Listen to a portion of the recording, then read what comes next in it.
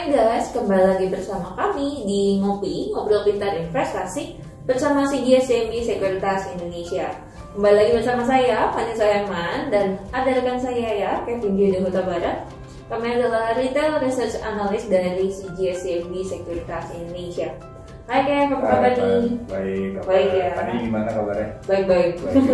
Baik-baik ya. Iya. Okay. Nah, kemarin nih Kev ya, kalau misalkan teman-teman juga udah mengikuti YouTube kita ya. Kemarin ini kita sudah membahas tentang adanya parameter waktu, yaitu di mana kita bisa mengidentifikasikan ya, yang mana sih yang disebut dengan major trend, kemudian juga ada secondary trend, dan juga ada minor trend ya.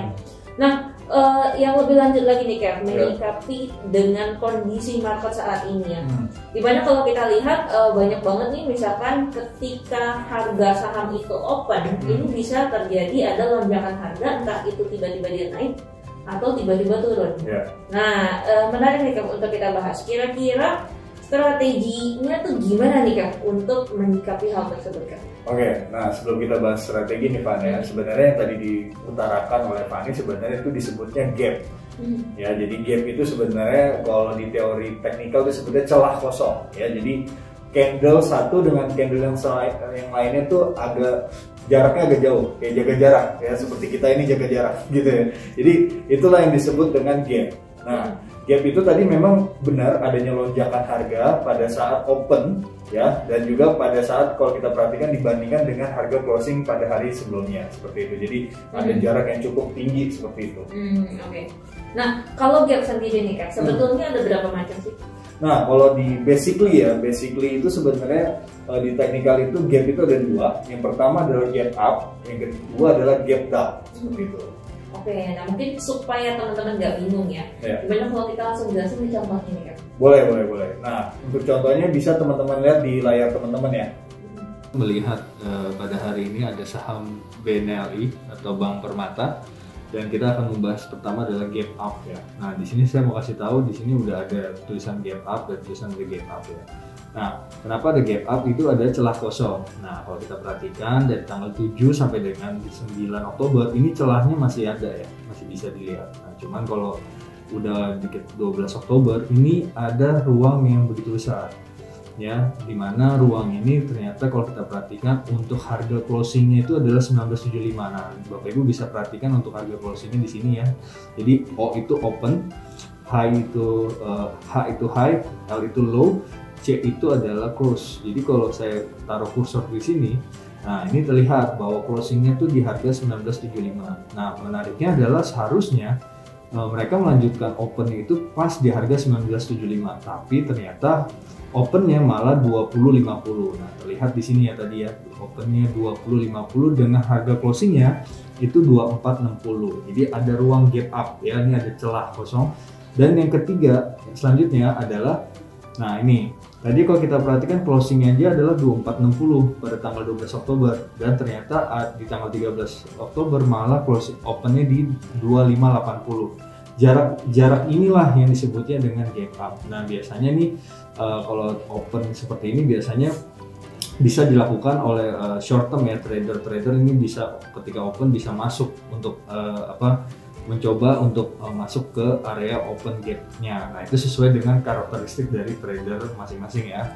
Dan itu juga biasanya bisa dikombin dengan support dan resisten. Jadi kalau mau masuk ketika lagi open gap up, kita bisa perhatikan juga untuk dari support dan resistennya. Itu jadi salah satu keuntungan ketika ada open gap ini seperti itu. Oke, jadi yang pertama Kevin bahas tadi ini adalah untuk contoh gap up ya. Nah, di mana memang gap up ini berarti ketika pembukaan harga di keesokan harinya gitu misalnya, ini bukanya adalah buka langsung di atas gitu ya, adalah gap up. Nah, contohnya adalah misalkan sebuah harga saham tadinya tuh kemarin closingnya di 2000. Nah, ternyata keesokan harinya ketika pertama kali opening di market itu harga langsung naik ke saya 2200 gitu ya. Nah, berarti di situ ada gap up seperti itu. Nah, kalau contoh untuk gap down nih Kak, kira-kira seperti apa Kak? Oke, nah untuk gap down bisa teman-teman lihat di layar teman-teman ya. Halo teman-teman, nah sekarang kita mau bahas terhadap gap down ya.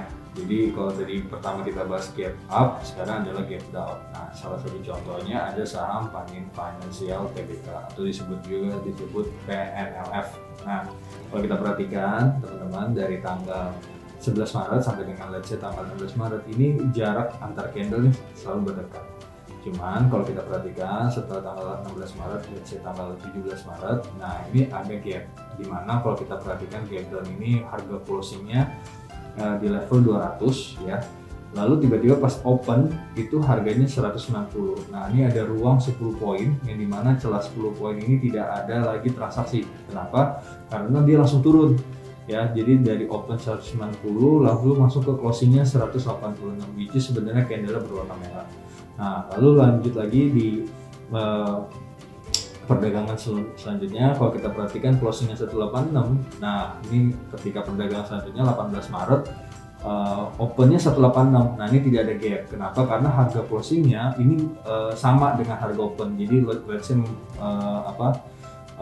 lebih melanjutkan pergerakannya. Namun yang menariknya pada tanggal 19 Maret 2020 di sini ada kecenderungan kalau kita perhatikan harga opennya ya kan, kalau closingnya 173 ya teman-teman. Nah, harga opennya itu jadi 161, langsung auto reject bawah pada saat itu. Nah, ini kalau kita perhatikan minus ya 6,94% pada perdagangan 19 Maret 2020. Dan kalau kita perhatikan perdagangannya sangat tidak begitu besar ya, karena volumenya juga rendah.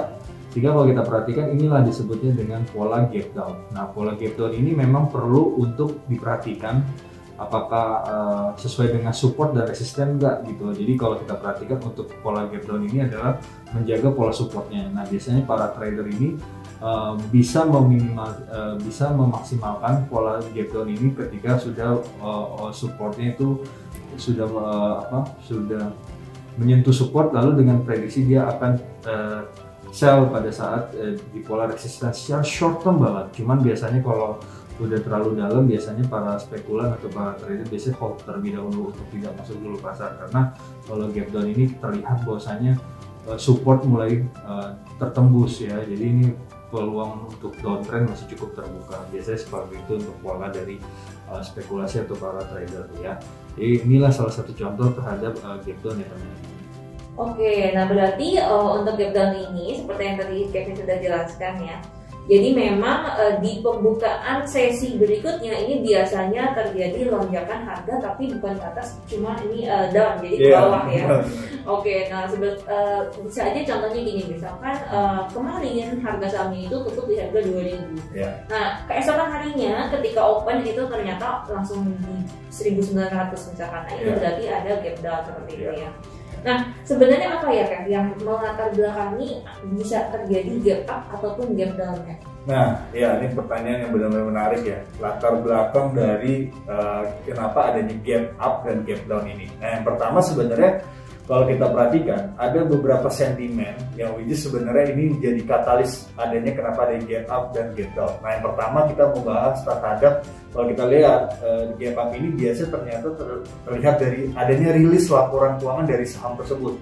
Jadi mereka merilis laporan keuangan itu di luar ekspektasi pelaku pasar ataupun dari para analis, sehingga ada peluang dia naiknya cukup gap up tinggi, lalu juga bisa jadi gap down-nya turun, gap down-nya bisa besar juga. Itu juga kalau ternyata nggak sesuai ekspektasi mereka gitu ya, para analis maupun pelaku pasar. Nah, yang kedua itu juga terjadi adanya akuisisi atau merger. Jadi biasanya saham yang mau diakuisisi atau yang mau di merger itu bisa terjadi pada open perdagangan tuh tinggi banget.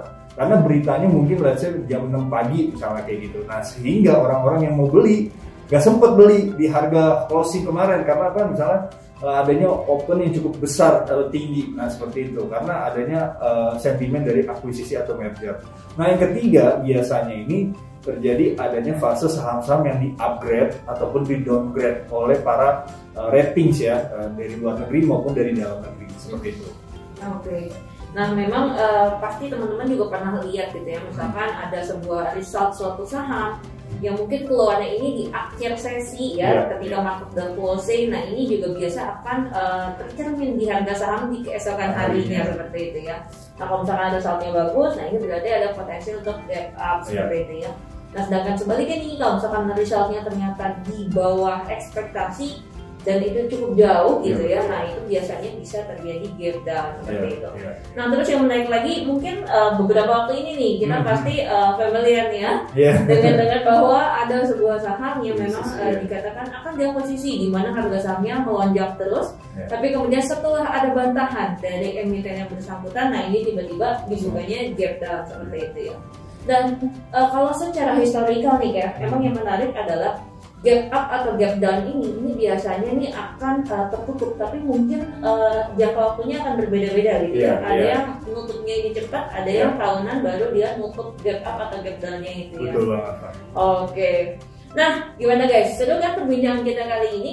Jadi jangan lupa untuk like, comment, dan subscribe YouTube channel kami di CGS CIMB Sekuritas Indonesia. Sampai jumpa di Ngopi, Ngobrol Pintar Investasi bersama CGS CIMB Sekuritas Indonesia selanjutnya. Semangat investasi!